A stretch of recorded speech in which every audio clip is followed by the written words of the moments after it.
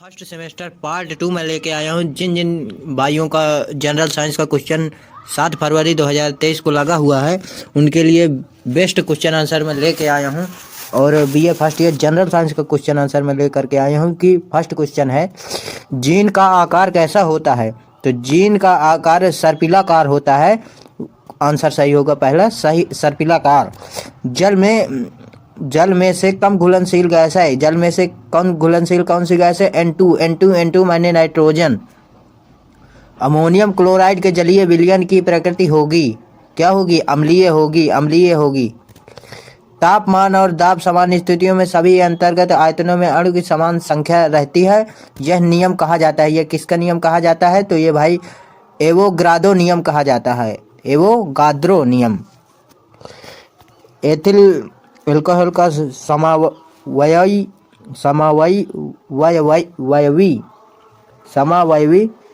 Alcohol का समावयवी है, क्या है? डाई मैथिल ईथर है, डाई मैथिल ईथर होगा।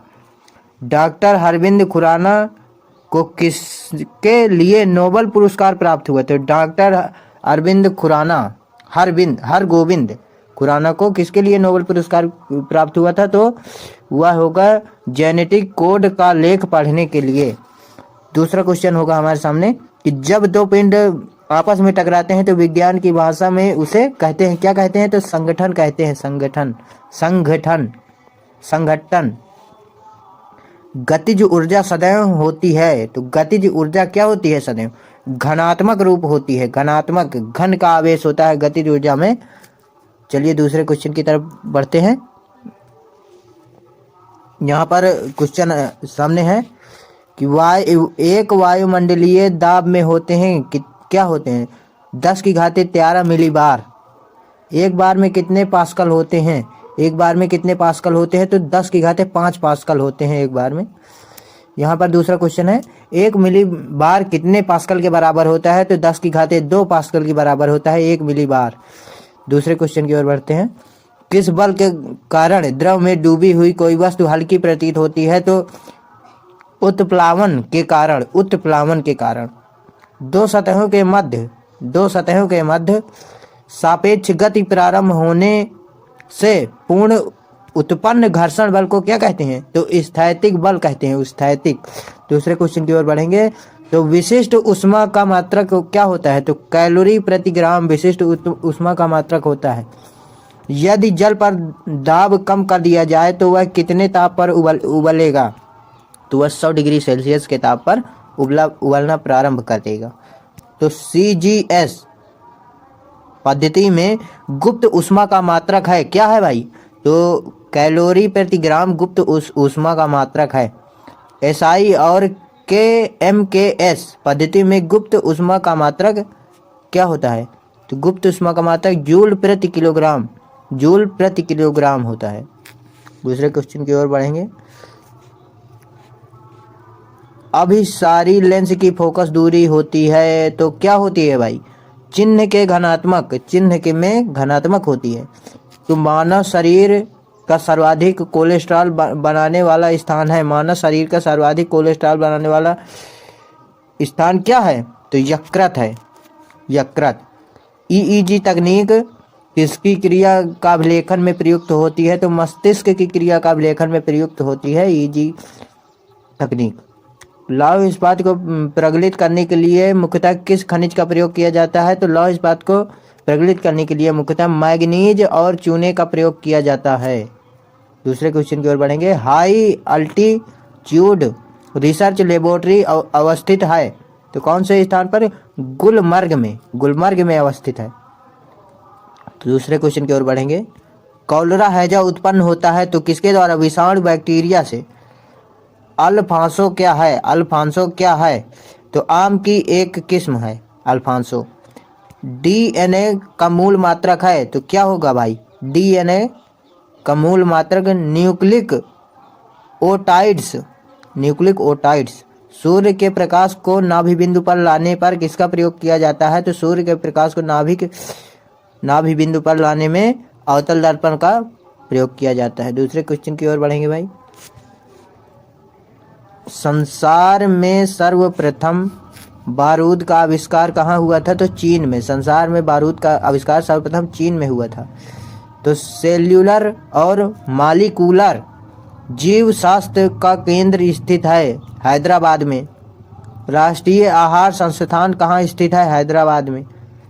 जब भी क्वेश्चन में आए कि राष्ट्रीय आहार संस्थान कहाँ स्थित है? हैदराबाद में। और मालिकुलर जीव शास्त्र का केंद्र कहाँ है?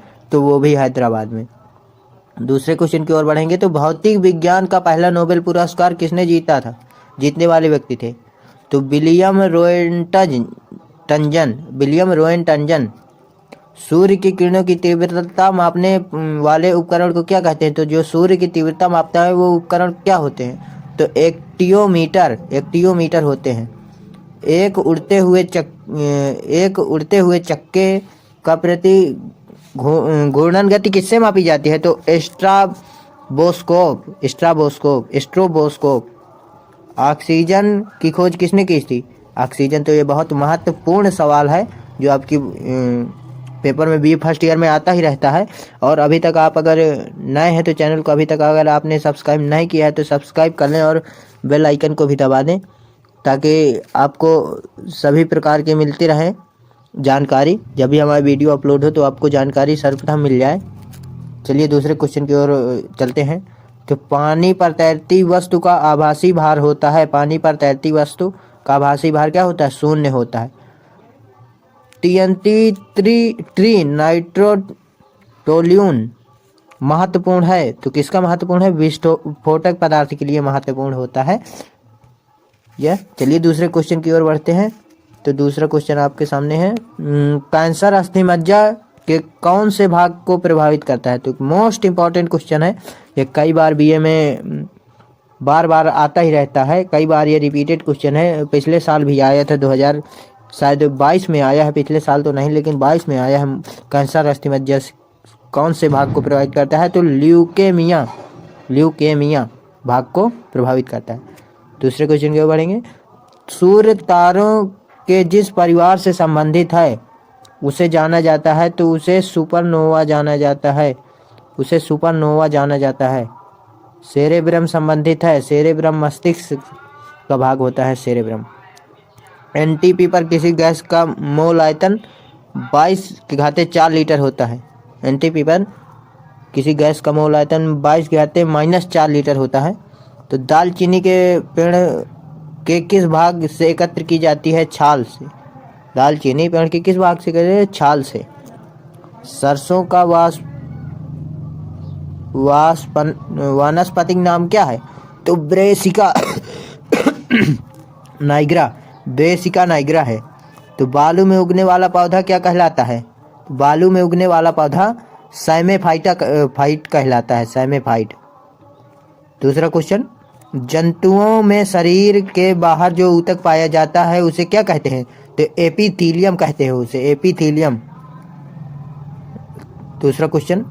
पेनिसिलिन का औपचारिक परीक्षण सबसे पहले कब हुआ? पेनिसिलिन का औपचारिक परीक्षण सबसे पहले कब हुआ? तो 1941 ईस्वी में हुआ। चलिए दूसरे क्वेश्चन की ओर बढ़ते हैं। तो यहाँ पर समय का भी ध्यान देते हुए, और वर्गीकरण की आधारीय इकाई होती है। तो वर्गीकरण की क्या होती है आधारीय इकाई? जाति होती है। वर्गीकरण की जो आधारीय इकाई होती है तो वह जाति होती है। दूसरे क्वेश्चन की ओर। तो जल के अणुओं के लिए कोशिका भित्तियों का आकर्षण बल क्या कहलाता है? तो अधिशोषण कहलाता है। अधिशोषण। चाय का रासायनिक नाम क्या है? तो चाय का रासायनिक नाम कैल्शियम कार्बोनेट होता है। Calcium carbonate most important question है, ये भी मोस्ट इंपॉर्टेंट क्वेश्चन। तो दालचीनी का वानस्पतिक नाम क्या था? दालचीनी, वही क्वेश्चन आ गया फिर से, जो इसका चाय का रासायनिक नाम और दालचीनी का वानस्पतिक नाम, दोनों मोस्ट इंपॉर्टेंट क्वेश्चन है, ये आते ही रहते हैं। और इसके नीचे भी है एक, गन्ने के रस से प्राप्त शर्करा को क्या कहते हैं? तो यह सभी अभी क्वेश्चन अब देखते हैं। तो दालचीनी का वानस्पतिक नाम क्या होता है? तो सिनामोमम जिलेनिकम। तो गन्ने से प्राप्त शर्करा को क्या कहते हैं? तो सुक्रोज कहते हैं। शक्कर जो गन्ने से प्राप्त होती है तो इसे सुक्रोज कहते हैं। केंद्रिका में क्रमशः प्रोटीन और Na व DNA का अनुपात क्या होता है? तो 85%, 10% तथा 5%, यह 3 होता है। ये 3 क्वेश्चन है यहाँ पर। एक ये हो गया, एक ये हो गया, एक ये हो गया, तो एक में 3 हो गए क्वेश्चन। दूसरे क्वेश्चन की ओर बढ़ते हैं। तो TMT शब्द का किससे संबंध होता है? तो वायरस से। तो डायलिसिस मशीन के आविष्कारक कौन थे? तो कोल्फ डायलिसिस मशीन के आविष्कारक थे। राष्ट्रीय संरक्षण पर्यावरण संस्थान कहाँ स्थित है? तो नागपुर में राष्ट्रीय पर्यावरण संस्थान स्थित है। चलिए दूसरे क्वेश्चन की ओर बढ़ते हैं। तो यहाँ पर है क्वेश्चन कि डोप परीक्षण किससे संबंधित होता है? तो मूत्र से। डोप परीक्षण किससे संबंधित होता है? तो मूत्र से। ये भी बहुत मोस्ट इम्पॉर्टेंट क्वेश्चन है, ये भी आता रहता है, कई बार आया हुआ है, तो इसको भी अपना देख लेंगे। तो नवजात शिशु को BCG टीका जन्म के कितने समय बाद लगाया जाता है? तो 7 दिन के अंदर वो जो है नवजात शिशु को BCG का टीका लगा दिया जाता है। माइटोकॉन्ड्रिया में श्वसन के दौरान क्या निकलती है? माइटोकॉन्ड्रिया में श्वसन के दौरान ऊर्जा निकलती है। सहजीविता का सर्वोत्तम उदाहरण है लाइकेन। मनुष्य द्वारा संचित आयोडीन का संग्रह किसमें होता है? तो थायराइड ग्रंथि में। थायराइड ग्रंथि। इंसुलिन किसके उपापचय को नियंत्रित करता है? तो कार्बोहाइड्रेट के। पराग कणों का अध्ययन अध्ययन को क्या कहा जाता है? तो पेलिनोलॉजी। रक्त का प्रवाह रोकने के लिए किस रसायन का प्रयोग किया जाता है? तो फेरिक क्लोराइड का। अनानास किस प्रकार के फल का उदाहरण है? अनानास किस प्रकार के फल का उदाहरण है? तो ये हो गया सोरोसिस। ATP का निर्माण होता है। लास्ट क्वेश्चन है आज का, और इसके बाद मैं कल फिर दोबारा आपके सामने एक वीडियो ले करके आऊँगा। तो ATP का निर्माण माइटोकॉन्ड्रिया में होता है। तो जो भी हमारे चैनल में वो सब्सक्राइब कर दें, चैनल को सब्सक्राइब कर दें, लाइक कर दें और शेयर कर दें वीडियो को। चलिए फिर मिलते हैं किसी न किसी एक टॉपिक पे। और अभी कल आपका पेपर है, तो मैं शायद सुबह एक वीडियो